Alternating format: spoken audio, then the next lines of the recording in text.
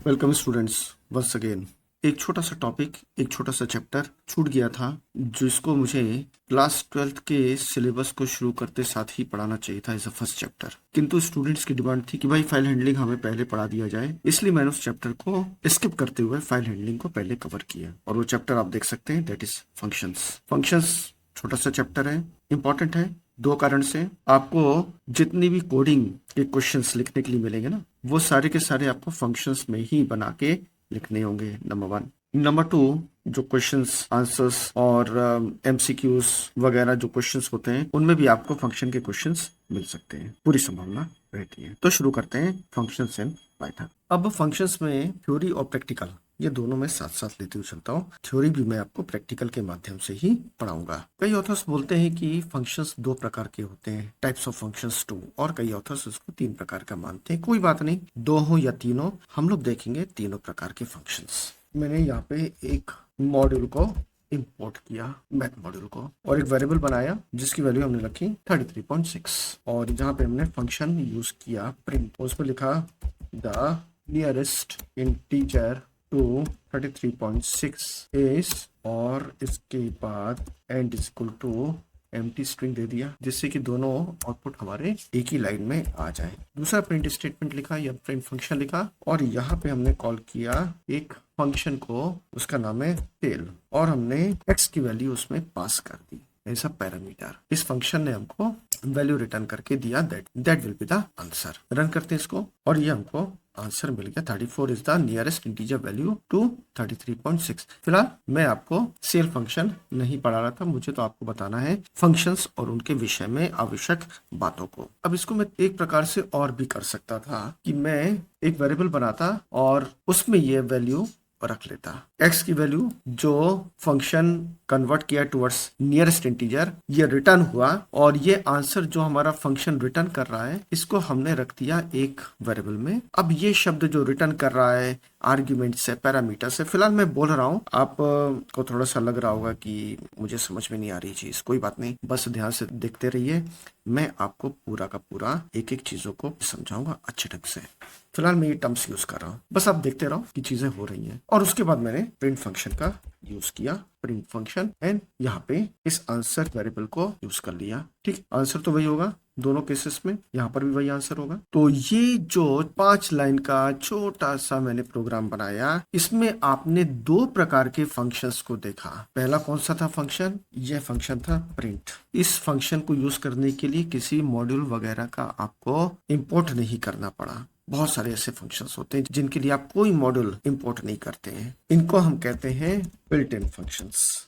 दूसरे फंक्शन होते हैं जैसा कि यहाँ पे हमने यूज किया, ये होते हैं फंक्शंस डिफाइंड इन मॉड्यूल्स, इनको हम मेथड्स भी कहते हैं। और तीसरे प्रकार का फंक्शन जिसके लिए ये चैप्टर बना है, ये होता है user defined function. User defined का अर्थ ये होता है हमारे द्वारा बनाया गया फंक्शन। ये सब रेडीमेड फंक्शंस है, अब बस इनका नाम लिखो, कोई पैरामीटर होता है वो वेरिएबल या उस वैल्यू को पास करो और आपका काम हो जाता है। ज्यादा से ज्यादा क्या करना है, इन फंक्शंस को याद रखना है कि इस फंक्शन से ये होता है, इस फंक्शन से वो होता है, दैट्स ऑल। अब हम लोग सीखेंगे how to make our own function. देखो भाई, फंक्शन बने तो हुए हैं सैकड़ों के या हजारों की तादाद में, किंतु सारे के सारे फंक्शंस हमारे काम के हों, या फिर हमारे पास कभी कोई काम ऐसा आता है जिसका कोई फंक्शन बना ही ना हो, या फिर फंक्शन है तो हम कैसे पता करें यार, हजारों फंक्शन है, तो बेटर है ना कि उतना समय तलाशने में खर्चा करने से अच्छा हम खुद ही अपना एक फंक्शन बना लें। तो उसके लिए जरूरी होता है कि हम अपना फंक्शन बनाना सीखें, यूजर डिफाइंड फंक्शंस।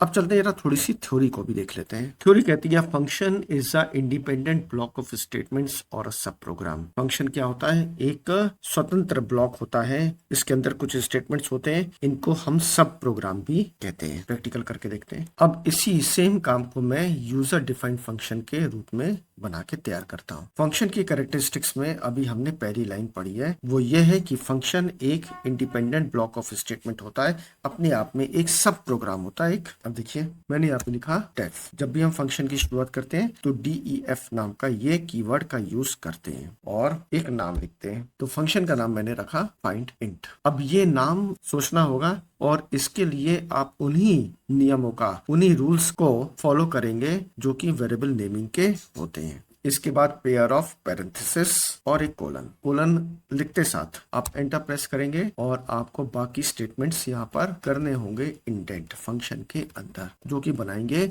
फंक्शन का ब्लॉक। यह बना दिया फंक्शन का ब्लॉक। अब इस फंक्शन के ब्लॉक में कितने स्टेटमेंट्स हैं? 3 स्टेटमेंट्स हैं। ठीक, रन करेंगे तो कुछ नहीं मिलने वाला हमको, फिलहाल तो कुछ नहीं मिलने वाला। ये देखिए खत्म। कैरेक्टरिस्टिक्स 2 कहती है piece of code written to carry out a specified task. हाँ, ये टेक्निकल डेफिनेशन के लिए अच्छी लाइन है। फंक्शंस किसी खास कार्य को पूरा करने के लिए ही बनाए जाते हैं, एक छोटे से काम को पूरा करने के लिए बनाए जाते हैं और वो अपना एक छोटा सा काम कंप्लीट करते हैं। तीसरी characteristic of a function is a block of code which only runs when it is called. हाँ, चलते हैं एक बार फिर से प्रैक्टिकल की ओर। कहता है भाई कि फंक्शन सब कुछ तो ठीक है, लेकिन ये रन नहीं होने वाला। और मैंने आपको पिछली बार दिखा भी दिया था कि मिलने कुछ नहीं वाला। क्यों? क्योंकि तब तक काम नहीं करेगा जब तक कि हम उसको कॉल नहीं करे।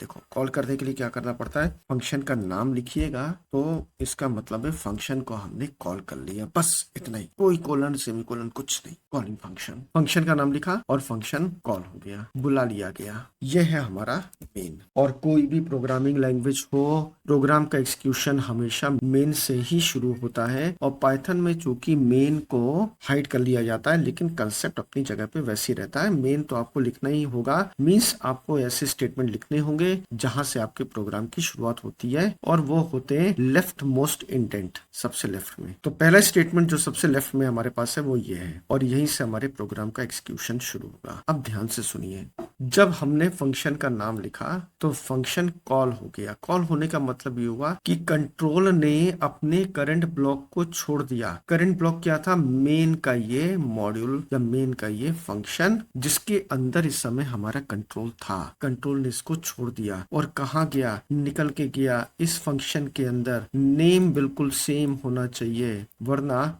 मिलेगी एरर, क्योंकि कंट्रोल निकलेगा तो मेन से, लेकिन कहीं जा नहीं पाएगा अगर उसको नाम फंक्शन का सेम नहीं मिला। फिलहाल यहाँ पे मिल गया है और कंट्रोल आ गया इस ब्लॉक के अंदर, जिसका नाम है डेफ फाइंड इंट। ये फंक्शन एक के बाद एक इसने तीनों के तीनों स्टेटमेंट्स को एक्सिक्यूट किया। क्योंकि ये इंडिपेंडेंट ब्लॉक है, अपने आप में एक छोटा प्रोग्राम है, तो इसके स्टेटमेंट्स भी बिल्कुल वैसे ही एक्सिक्यूट होंगे, line by line, left to right, जैसे कि किसी भी प्रोग्राम में होते हैं। रन किया हमने और अब हमको आंसर मिलने लगा। नेक्स्ट इंपॉर्टेंट चीज जो आप समझ के चलिए, कंट्रोल ने ये तीनों के तीनों लाइंस को 1 बाय 1 एक्सिक्यूट किया। एक्सिक्यूट करने के बाद ये फंक्शन खत्म हो चुका है, उसके सारी की सारी लाइंस एक्सिक्यूट हो चुके हैं। तो कंट्रोल ने इस ब्लॉक को, इस पूरे ब्लॉक को छोड़ा, वापस आया। कहाँ पे वापस आया? जहां से वो गया था। मींस जिस ब्लॉक से वो निकला था, जिस मॉड्यूल से वो निकला था, जिस फंक्शन से वो निकला था, उसी फंक्शन में, उसी ब्लॉक में कंट्रोल वापस आएगा अगली लाइन पर। और अगली लाइन पर मैंने एक स्टेटमेंट लिखा,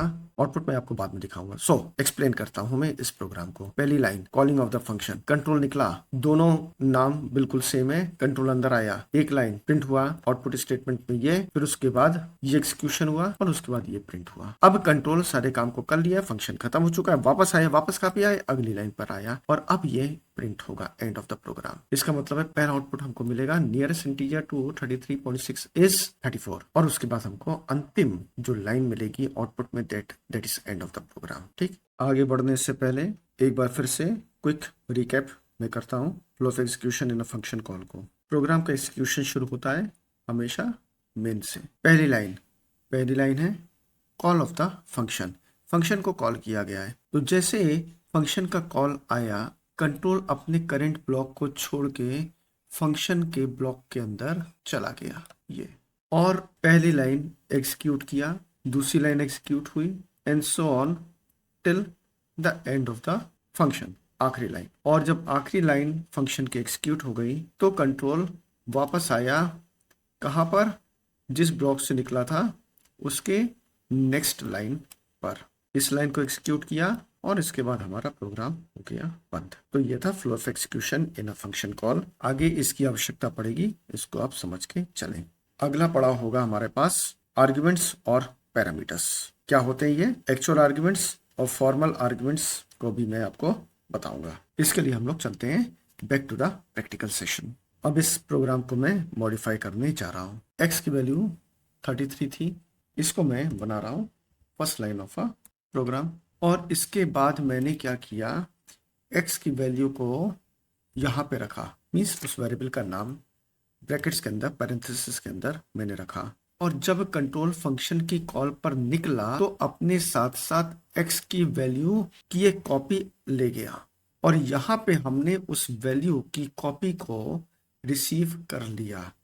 अब रिसीव करने के लिए हम सेम नाम का भी वेरिएबल बना सकते हैं और डिफरेंट नाम का भी वेरिएबल बना सकते हैं। तो x की वैल्यू पास हुई और y में हमने रिसीव कर लिया। तो यहाँ पे x कहलाया एक्चुअल पैरामीटर या आर्गुमेंट, और y कहलाया हमारा फॉर्मल आर्गुमेंट। ठीक, पाइथन में एक्चुअल आर्गुमेंट को बोलते हैं सिर्फ आर्गुमेंट, और फॉर्मल आर्गुमेंट को बोलते हैं पैरामीटर। तो इसका मतलब ये हुआ कि ये है हमारा पैरामीटर और ये है हमारा आर्गुमेंट। पाइथन के अलावा जितनी भी लैंग्वेजेस हैं उसमें पैरामीटर और आर्गुमेंट दोनों शब्द का मीनिंग एक ही होता है। अंतर होता है कौन सा फॉर्मल है और कौन सा एक्चुअल है। पाइथन में पैरामीटर फॉर्मल आर्गुमेंट को बोला जाता है और आर्गुमेंट एक्चुअल आर्गुमेंट को बोला जाता है। तो जब कंट्रोल निकला इस फंक्शन के अंदर तो अपने साथ साथ x की वैल्यू को भी ले गया जो हमने y नाम के इस वेरिएबल में, जो कि हमने पहले से तैयार रखा हुआ था, उसमें रिसीव कर ली। ठीक, और यहाँ पे हमने अब इस y को यूज किया। काम हो जाएगा, रन करते हैं, काम तो वही हुआ। यहाँ पर हम कोई और भी वैल्यू यूजर से भी मांग के पास करा सकते हैं। जैसे यहाँ पे हमने बोला भाई यूजर से कि एंटर सम रियल नंबर। अब यूजर ने जो भी नंबर एंटर किया वो fl नाम के इस वेरिएबल में आ गया। अब हमने क्या किया, fl को भी पास कर दिया। y के साथ साथ हमने दूसरा वेरिएबल बनाया फॉर्मल आर्गुमेंट fa, ऐसे दे दिया नाम इस नाम का। तो x किस में गया, y में। x की वैल्यू y में कॉपी हो गई और fl की वैल्यू fa में कॉपी हो जाएगी। इसका नाम रखेंगे रिजल्ट 1 और दूसरे वाले का नाम रखते हैं रिजल्ट 2, और इसमें हम रख देते हैं अपने fa की वैल्यू को। थोड़े से चेंजेस मैं कर रहा हूँ यहाँ पर। रन करते हैं अपने प्रोग्राम को। मैसेज आया एंटर सम रियल नंबर और हमको अपना आंसर मिल गया। मैसेज तो हटा ही देते हैं यहाँ से। यहाँ पर आप लोगों ने देखा कि वैल्यू पास हम करते हैं जब फंक्शन को कॉल करते हैं, और वो वैल्यू यूज़र के द्वारा दी गई वैल्यू भी हो सकती है किसी वेरिएबल में, वो वेरिएबल का नाम भी हो सकता है, और वो कोई कांस्टेंट वैल्यू भी हो सकती है। इसको आप ना डायरेक्ट पास भी कर सकते हो यहाँ पे लिख के। इस वेरिएबल की कोई आवश्यकता नहीं थी। तो ये हो गया एक्चुअल और फॉर्मल पैरामीटर, मीन्स आर्गुमेंट और पैरामीटर में डिफरेंस, और हम कैसे पास करते हैं values between the function. Quick recap करते हैं। शुरू होता है प्रोग्राम का एग्जीक्यूशन मेन से। एक वैल्यू हम यूजर से मांगते हैं फ्लोटिंग डेटा टाइप की, और उसके बाद हम अपने फंक्शन को कॉल करते हैं। फंक्शन कॉल में हमने यहाँ पे एक कांस्टेंट और ये वेरिएबल हमने पास किए। कंट्रोल जब निकला फंक्शन के डेफिनेशन के अंदर तब अपने साथ साथ दो वैल्यूज को ले गया। एक वैल्यू जो कि पहली वैल्यू थी वो मिल गई हमारे पहले वेरिएबल को, और दूसरी वैल्यू मिल गई हमारे दूसरे वेरिएबल को। जिस ऑर्डर में हमने वैल्यूज को पास किया है नॉर्मली या बाय डिफॉल्ट उसी ऑर्डर में हमारे फॉर्मल आर्ग्यूमेंट्स मींस पैरामीटर्स को भी वैल्यू मिलती है। पहली वैल्यू पहले पैरामीटर को, दूसरी वैल्यू दूसरे पैरामीटर को। इसका मतलब पहला आर्गुमेंट पहले पैरामीटर को, दूसरा आर्गुमेंट दूसरे पैरामीटर को, एंड सो ऑन। इसके बाद सब कुछ नॉर्मल हुआ। यहाँ पे एक चीज और आप ध्यान देंगे, सिर्फ याद रखेंगे, अर्थ तो इसका बाद में समझ में आएगा। यहाँ पे मैं क्या बता रहा हूँ कि जितनी भी हम वैल्यूज को पास कर रहे हैं मींस एक्चुअल आर्गुमेंट के द्वारा फॉर्मल आर्गुमेंट्स में, तो रियलिटी में इन वैल्यूज की, इन दोनों वैल्यूज की, इन वैल्यूज की कॉपी पास होती है पैरामीटर्स में। एक्चुअल वैल्यूज पास नहीं होती हैं बल्कि इन वैल्यूज की एक कॉपी बनती है, और वो कॉपी ही पास होती है अपने फॉर्मल आर्ग्यूमेंट्स में या फिर पैरामीटर्स में। अभी देखो इस समय मैं आपको कॉपीज का मतलब समझाने बैठूंगा तो थोड़ा सा लीक से हट जाएगा चीज। अभी मैं आपको आर्ग्यूमेंट्स या पैरामीटर्स के विषय में बता रहा हूँ। आगे चल के हम लोग इसके विषय में भी देखेंगे जब थोड़ा सा आपको चीजें समझ में आने लगेंगी तब। अब आगे बढ़ने से पहले आपको मैं मेन दिखा दूं। जैसा कि मैंने आपको बताया था कि सभी लैंग्वेजेस में एक मेन फंक्शन होता है जो टॉप मोस्ट होता है। टॉप मोस्ट का मतलब होता है कि प्रोग्राम का एग्जीक्यूशन वहीं से शुरू होता है, उन्हीं स्टेटमेंट से शुरू होता है जो कि मेन नाम के ब्लॉक या मेन नाम का फंक्शन या मेन नाम की क्लास के अंदर सबसे ऊपर सबसे पहले स्टेटमेंट्स होते हैं। अब चूंकि पाइथन में मेन हिडन रहता है, मेन दिखाई नहीं देता है, अलग से लिखने की आवश्यकता नहीं होती है, इसलिए मैंने यहाँ पे कमेंट के रूप में मेन को लिख दिया। आप इसको देख भी सकते हैं, यदि मैं यहाँ पे लिखूं प्रिंट, लिखूं इनसाइड, एक मैसेज मैंने पास किया और जो मेन होता है वो नेम नाम के वेरिएबल के अंदर स्टोर होता है। अब मैं जब यहाँ पे इसको रन करूंगा देन यू कैन सी कि there is a main.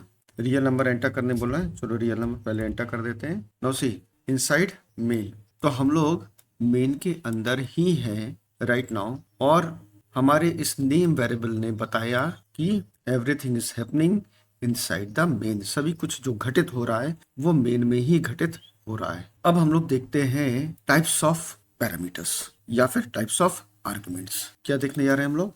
Types of arguments. जो एग्जाम्पल प्रोग्राम में आपको दिखाया था जिसमें मैंने 33.6 एक कांस्टेंट वैल्यू पास की थी y नाम के वेरिएबल में, और fl नाम का एक वेरिएबल जिसकी वैल्यू मैंने पहले से ले ली थी वो पास किया था f नाम के इस वेरिएबल में। इसी प्रोग्राम को आगे बढ़ाते हैं। अब मान लेते हैं कि x के पास 33.89 नाम की वैल्यू है, तो यहाँ पे हमने x को रख दिया।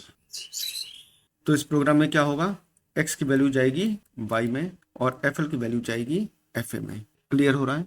डायग्रामेटिकली रूप से मैंने आपको पढ़ा चुका हूं ये। अब आर्ग्यूमेंट्स को पास करने का ये जो तरीका है इसको हम कहते हैं पोजिशनल या फिर रिक्वायर्ड पैरामीटर्स या फिर आर्ग्यूमेंट्स, और ये चीज हम लोग स्टार्टिंग में ही देख लिए थे। तो ये टाइप नंबर 1 है, पोजिशनल और रिक्वायर्ड आर्ग्यूमेंट। यहाँ पर उसी प्रोग्राम का थ्योरेटिकल एग्जाम्पल था, मैं इसको थोड़ा सा चेंज कर देता हूँ।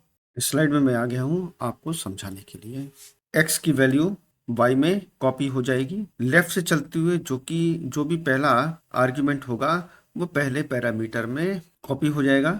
उसी प्रकार से दूसरा जो आर्ग्यूमेंट होगा वो दूसरे पैरामीटर को मिल जाएगा। तो ये पोजिशनल और रिक्वायर्ड आर्ग्यूमेंट्स दोनों की ही कैटेगरी में आता है। क्यों? क्योंकि दो आर्ग्यूमेंट्स अगर हम पास कर रहे हैं तो रिसीव करने के लिए भी दो हमारे पास पैरामीटर्स होने चाहिए, या रिसीव हम दो पैरामीटर्स को कर रहे हैं तो पास भी हमको दो पैरामीटर्स को करना होगा। अगर मैंने यहाँ पर तीन पैरामीटर्स को पास कर दिया, मान लो कि कांस्टेंट वैल्यू में पास कर रहा हूँ, तो यहाँ पे भी मुझे तीन रिसीव करने पड़ेंगे वरना एरर आ जाएगी।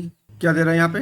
दो पोजिशनल आर्ग्यूमेंट है, तीन दे रहे हैं हम। उसी प्रकार से यदि मैं यहाँ पे दो भेज रहा हूँ तो मुझे दो ही रिसीव करना है, तीन रिसीविंग में बोल नहीं सकता हूँ क्योंकि फिर से एरर आएगा। इंटरप्रेटर बोलेगा भाई यहाँ पे अगर आप तीन पैरामीटर्स रिसीव कर रहे हैं तो फिर दो क्यों भेज रहे हैं, तीन भेजो। ठीक, तो ये पोजिशनल या फिर रिक्वायर्ड आर्ग्यूमेंट्स हैं। जितना आप भेज रहे हैं उतना आप रिसीव करें, जिस ऑर्डर में भेज रहे हैं उसी ऑर्डर में रिसीव करें। ये था टाइप नंबर 1। टाइप नंबर 2 होता है डिफॉल्ट आर्ग्यूमेंट्स। अब यहाँ पे आपको समझना होगा, यदि मैंने लिखा कि मैं तीन पैरामीटर्स पास करने जा रहा हूं, मतलब हमारा जो फंक्शन है ये तीन पैरामीटर्स रिसीव करेगा, तीन वैल्यूज को रिसीव करेगा, और भेज रहे हैं कितना हम? सिर्फ दो। ये तो एरर देगा। ठीक, रन करने की आवश्यकता नहीं है, फिर भी मैं आपको दिखा दे रहा हूँ। एरर दिया, देखा होगा आपने। हाँ, एक तरीका है, यदि मैं t को एक वैल्यू प्रोवाइड कर दूं और मैं t को पास नहीं करूं, मीन्स यहाँ पे कोई वैल्यू पास नहीं करूं, सिर्फ दो ही पैरामीटर में पास करूं, और यहाँ पे मैं तीन पैरामीटर्स को रिसीव करने के लिए अपने फंक्शन को बनाऊं, किंतु तीसरे पैरामीटर को मैं एक वैल्यू दे दूं जो कि कहलाएगी डिफॉल्ट वैल्यू, तब ये काम चल जाएगा और हमारे पास होगा, यहाँ पे प्रिंट कर देते हैं, प्रिंट थर्ड पैरामीटर, और यहाँ पे उसका नाम है t। काम हो गया। रन करते हैं, फिर मैं आपको इसकी थ्योरी और बाकी चीजों के विषय में भी बताता हूँ। थर्ड पैरामीटर 90 हमको मिल गया। अब आप पूछेंगे यदि हमने थर्ड पैरामीटर पास कर दिया तब क्या हुआ? मान लो हमने एक कांस्टेंट वैल्यू तीसरा पैरामीटर के रूप में पास कर दी, तब तो जो वैल्यू आपने पास की है वही t को मिलेगी, 90 नहीं मिलेगी बल्कि t को मिलेगा 12। रन कर लें एक बार और, 12।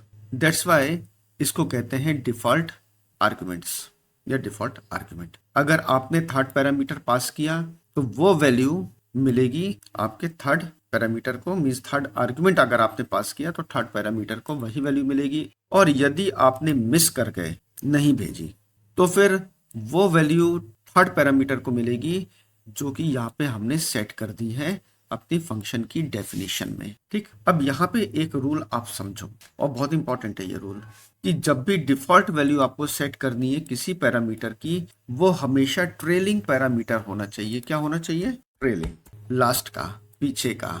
याद रखना, आप किसी बीच के वेरिएबल को डिफॉल्ट पे सेट नहीं कर सकते हो।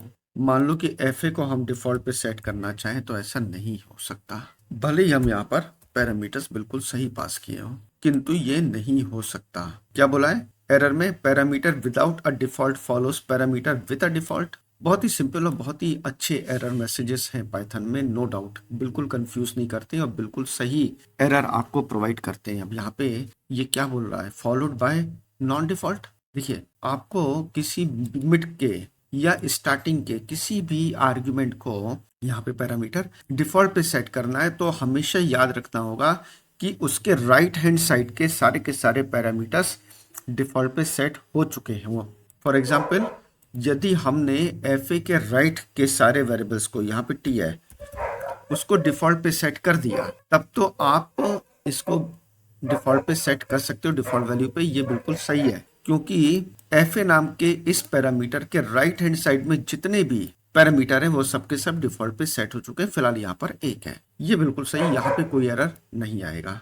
ठीक, ये काम करेगा। फायदा क्या होगा कि अब हम चाहें तो यहाँ पे 2 वैल्यूज या 3 वैल्यूज के स्थान पर सिर्फ एक वैल्यू भी पास कर सकते हैं, क्योंकि 2 पैरामीटर तो हमारे डिफॉल्ट पे सेट है। एक हमारा y जो है वो डिफॉल्ट पे सेट नहीं, तो y के लिए हमने x की वैल्यू भेज दी, एफ ए की वैल्यू नहीं भेजी, t की वैल्यू नहीं पास की, तो फिर ये डिफॉल्ट वैल्यूज पे सेट हो जाएंगे। रन करके मैं आपको दिखा देता हूँ। एक 9 पे सेट हो गया था, एक 90 पे सेट हो गया था, कोई दिक्कत नहीं है। ठीक इसी प्रकार यदि आपको पहले वेरिएबल, पहला पैरामीटर, इसको भी डिफॉल्ट पे सेट करना है तो करिए, किंतु रूल तो वही रहेगा कि भाई y को डिफॉल्ट वैल्यू पे सेट करने से पहले आपको अश्योर होना होगा y के राइट हैंड साइड के सारे पैरामीटर्स को डिफॉल्ट वैल्यूज पे सेट कर दिया, जो कि यहाँ पे मैंने कर दिया है।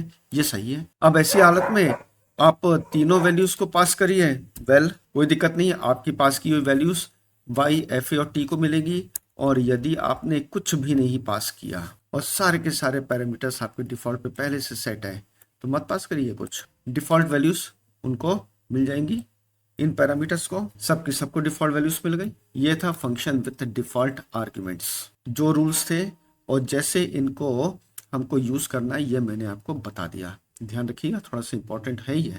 पोजिशनल आर्ग्यूमेंट्स और डिफॉल्ट आर्ग्यूमेंट्स, इन दोनों के बाद तीसरा टाइप ऑफ आर्ग्यूमेंट और लास्ट टाइप जो बच रहा है वो है कीवर्ड आर्ग्यूमेंट्स। इसको भी देखते हैं। यहाँ पे हमारे पास इस फंक्शन के अंदर 3 पैरामीटर्स हैं और तीनों पैरामीटर्स की वैल्यू को शो करने के लिए मैंने 3 प्रिंट स्टेटमेंट लिख दी है। अब यहाँ पे मैं तीनों पैरामीटर्स को यूजर से नहीं मांगूंगा, बल्कि कांस्टेंट वैल्यू ही पास कर देते हैं, काम जल्दी होगा। और तीसरा, x तो नहीं बना सकते, x पहले से बन चुका है, इसको बनाते हैं p।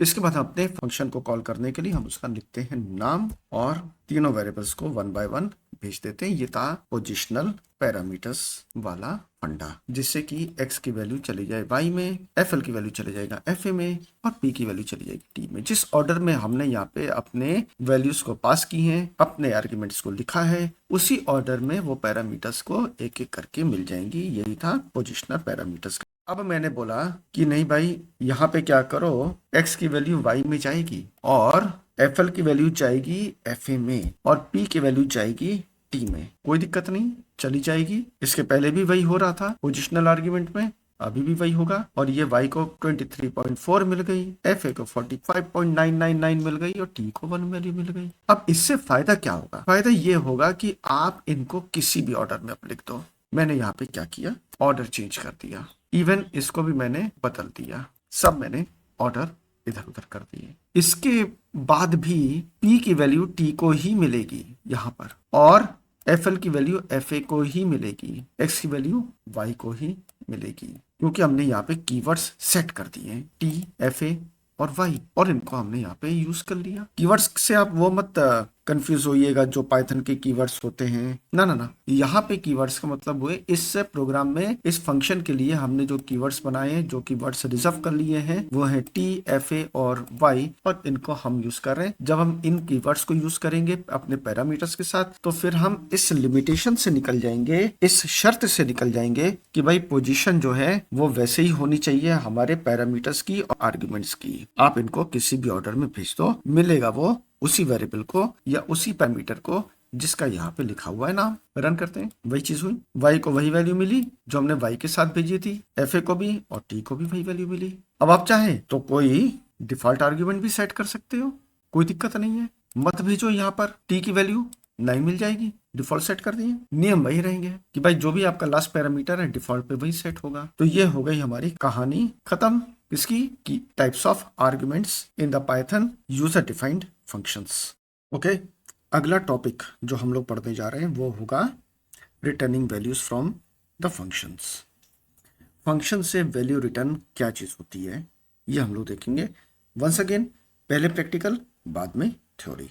चलते हैं अपने पाइचार्म के अंदर और सेम वही वेरिएबल्स को यूज करने जा रहे हैं। इस बार इस एग्जाम्पल को समझाने के लिए 3 वेरिएबल्स हैं, तीनों के पास एक एक वैल्यू है, और अब हमने अपने फंक्शन को कॉल किया। फंक्शन का नाम हम लोग रखेंगे, फंक्शन का नाम हमने रखा void fun, और void fun के अंदर हमने x, fl और t को पास कर दिया। फंक्शन की डेफिनेशन डेफ void fun, और यहाँ पे हमने रिसीव कर लिया तीनों वेरिएबल्स को। मैंने इसके पहले भी आप लोग को बताया था कि पैरामीटर्स में वेरिएबल्स के नाम और आर्ग्यूमेंट्स में वेरिएबल्स के नाम सेम भी हो सकते हैं, अलग भी हो सकते हैं। ये सब्जेक्ट मैटर है स्कोप ऑफ द वेरिएबल्स जब हम लोग पढ़ेंगे। इस सब्जेक्ट मैटर को हम लोग पढ़ेंगे जब हम लोग स्कोप ऑफ वेरिएबल्स को टच करेंगे। ठीक है, फिलहाल चूंकि मैंने पिछले एग्जांपल्स में इनका नाम चेंज कर दिया था, इसलिए मैं इस बार इनका नाम सेम रख रहा हूँ। कोलन लगाया यहाँ पर, और मैंने क्या किया, एक सम नाम का वेरिएबल बनाया,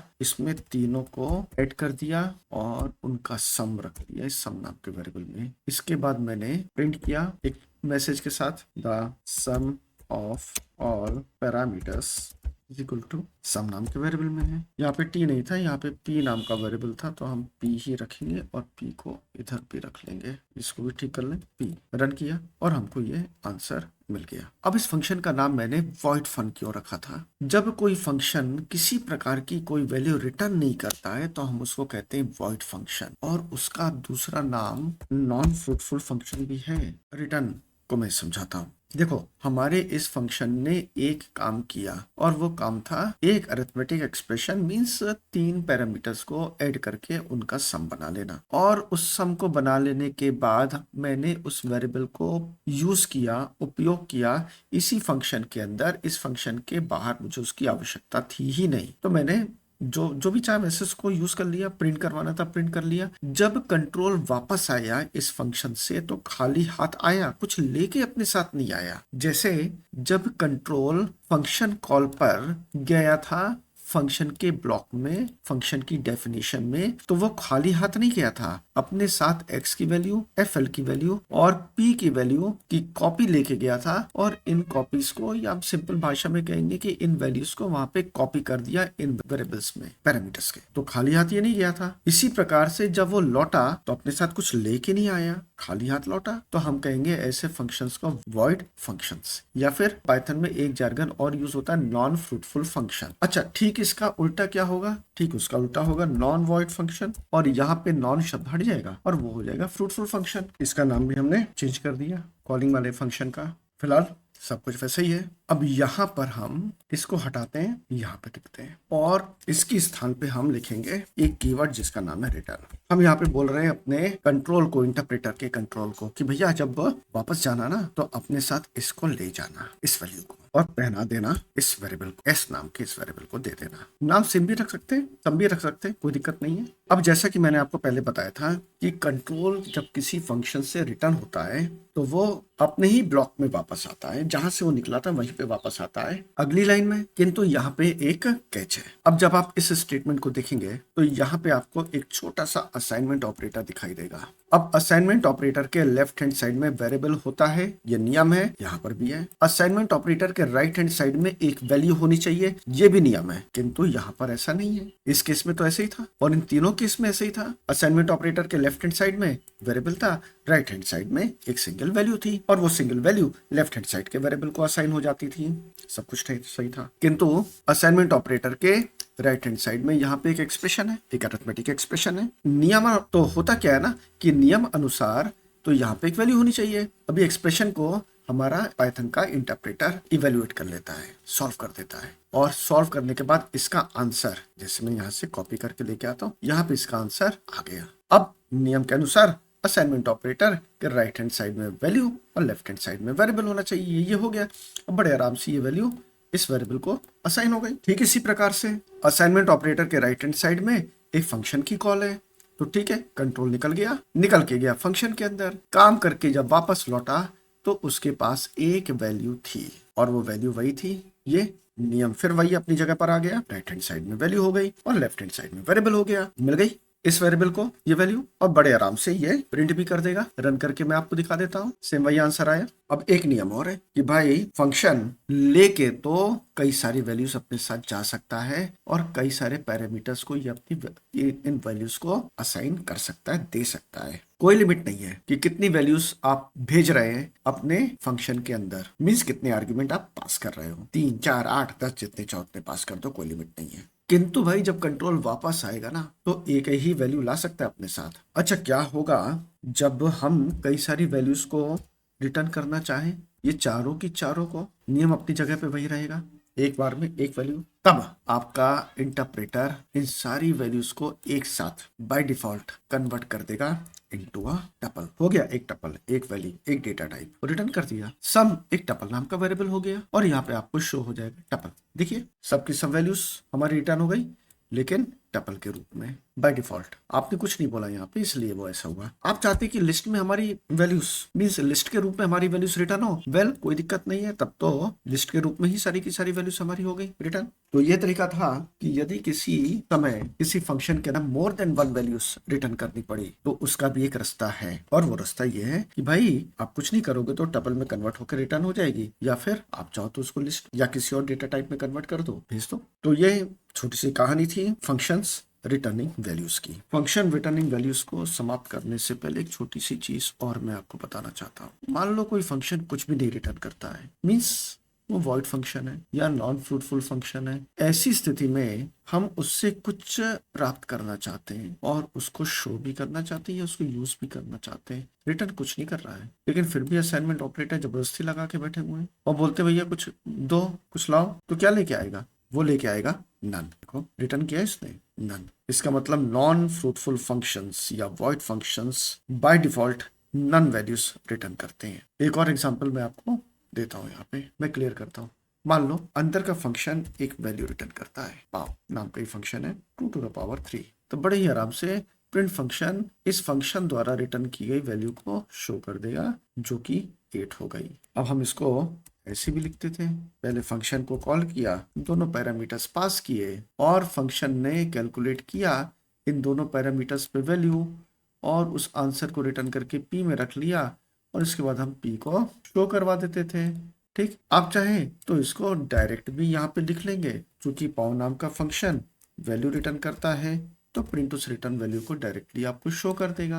हो गया। किंतु यदि कोई फंक्शन कुछ भी नहीं रिटर्न करता है, जैसे प्रिंट फंक्शन कुछ नहीं रिटर्न करता है, तब क्या शो होगा? तो भैया वो नन रिटर्न करेगा, शो हो जाएगी नन। ये ओके। चलते हैं आगे और पढ़ते हैं कंपोजिशंस। इस शॉर्ट वीडियो में हम लोग देखेंगे फंक्शन कंपोजिशन इन पाइथन क्या होता है। मैंने यहाँ पे एक फंक्शन बनाया जिसका नाम है ऐड, और एक वेरिएबल वो रिसीव कर रहा है, मीन्स एक पैरामीटर वो रिसीव कर रहा है और रिटर्न कर दे रहा है एक इंटीजर वैल्यू एक्स की करंट वैल्यू में ऐड करके रिटर्न कर रहा है। इसी प्रकार से मैंने एक दूसरा फंक्शन बनाया जिसका नाम है प्रोड। ये भी एक रिसीव कर रहा है पैरामीटर और रिटर्न कर रहा है एक्स की वैल्यू मल्टीप्लाइड बाय 2। तो इस मल्टीप्लिकेशन का वो प्रोडक्ट रिटर्न कर रहा है। अब यहाँ पे हम देखते हैं कि फंक्शन कंपोजिशन क्या होता है और इसका क्या फायदा होता है। यहाँ पे फंक्शन कंपोजिशन हम क्या करेंगे, फंक्शन कंपोजिशन के थ्रू कॉल करेंगे prod नाम के फंक्शन को। और prod नाम के फंक्शन को क्या चाहिए, एक वैल्यू चाहिए, मीन्स एक आर्ग्यूमेंट चाहिए।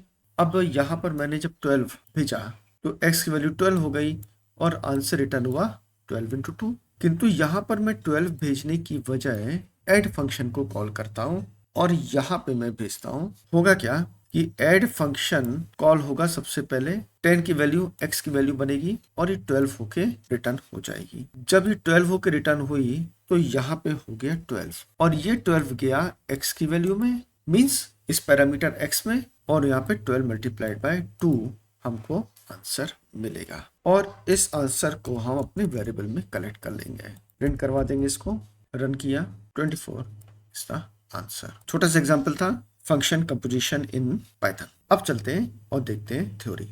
थ्योरी कहती है function composition is a powerful concept where two or more functions are combined in such a way that the output of one function becomes the input for the next. ये एक बहुत ही ताकतवर concept है functions का, जहाँ पे दो functions या दो से अधिक फंक्शंस को इस प्रकार से मिलाया जाता है, कंबाइन किया जाता है, जिससे कि एक फंक्शन का जो आउटपुट होता है, जो रिटर्निंग वैल्यू होती है, वो दूसरे फंक्शन की इनपुट वैल्यू हो जाती है, मीन्स उसका आर्ग्यूमेंट हो जाता है।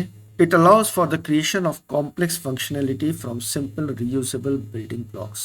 अब इसके सारे काफी कॉम्प्लेक्स फंक्शनैलिटीज को भी बहुत ही सिंपल और बहुत ही रीयूजेबल, मीन्स ऐसे ब्लॉक्स जिनको पुनः यूज किया जा सकता है, सिंपल और पुनः यूज करने लायक ब्लॉक्स के द्वारा हम इसको अचीव कर लेते हैं। ऑल्दो ये कंसेप्ट थोड़ा सा कॉम्प्लिकेटेड है, लेकिन हम इसको सिंपल तरीके से अचीव कर लेते हैं। अब ये कहता है आगे कि पाइथन में फंक्शन कंपोजिशन को इतना सिंपल और इतना लचीला फ्लेक्सिबल बनाया हुआ है कि हम इतने कॉम्प्लेक्स या इतने कॉम्प्लिकेटेड इस कंसेप्ट को बड़े ही सरलता के साथ कंप्लीट कर लेते हैं। इवन दो कि पाइथन एक फंक्शनल लैंग्वेज नहीं है, मीन्स पाइथन एक मॉड्यूलर लैंग्वेज नहीं है, बल्कि पाइथन एक high level object oriented programming language है। बस यहीं तक, दैट्स ऑल। इसके बाद हम लोग देखेंगे scope rules of a variable.